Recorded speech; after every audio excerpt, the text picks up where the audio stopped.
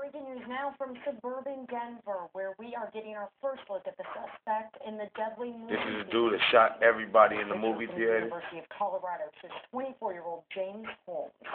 He's suspected of opening fire at a premiere of the new Batman movie.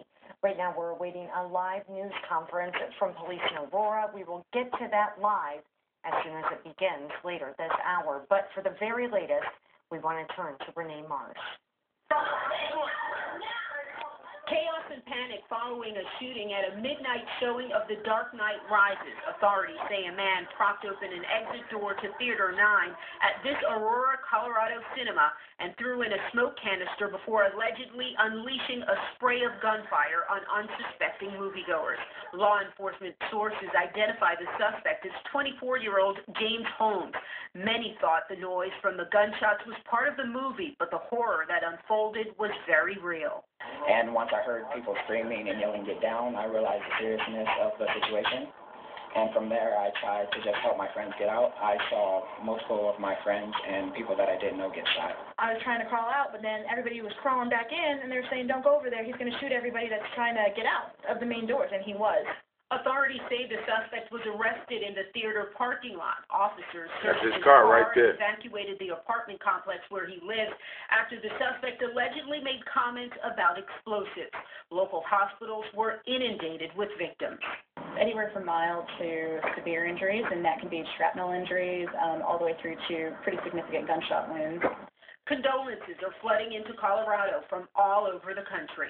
And if there's anything to take away from this tragedy, it's the reminder that life is very fragile. Our time here is limited and it is precious. The president held a moment of silence and called for a day of prayer and reflection in memory of the victims. And take a look at this video. Chaos, confusion, and pandemonium inside that theater as moviegoers flee the gunfire. Many of the victims who weren't shot were being treated for chemical exposure, apparently related to canisters thrown by the gunman. One witness says she saw police officers carrying and dragging bodies.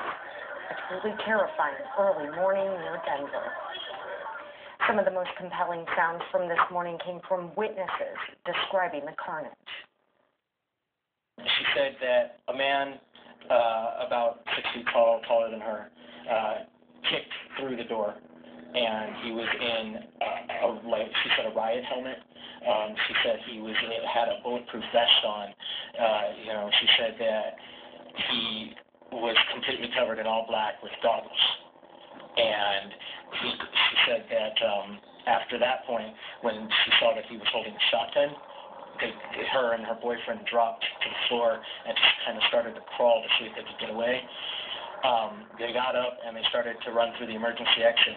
She said that when she turned around, all she saw was the guy slowly making his way up the stairs and just firing on people, just picking random people.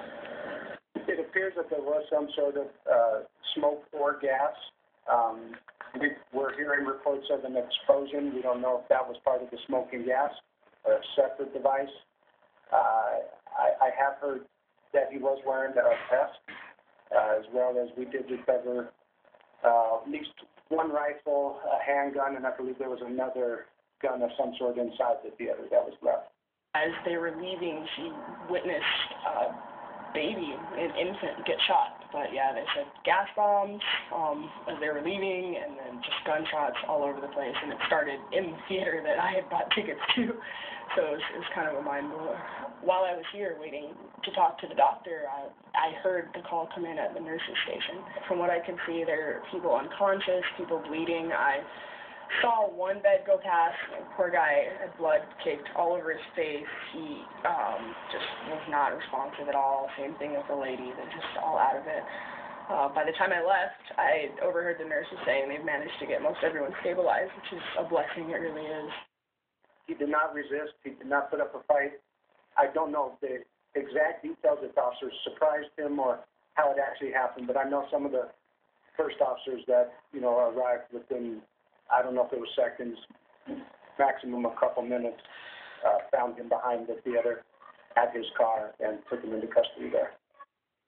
And people heading to see The Dark Knight here in southeast Wisconsin are reacting to the news of the mass shooting. Nick Montez continues our team coverage.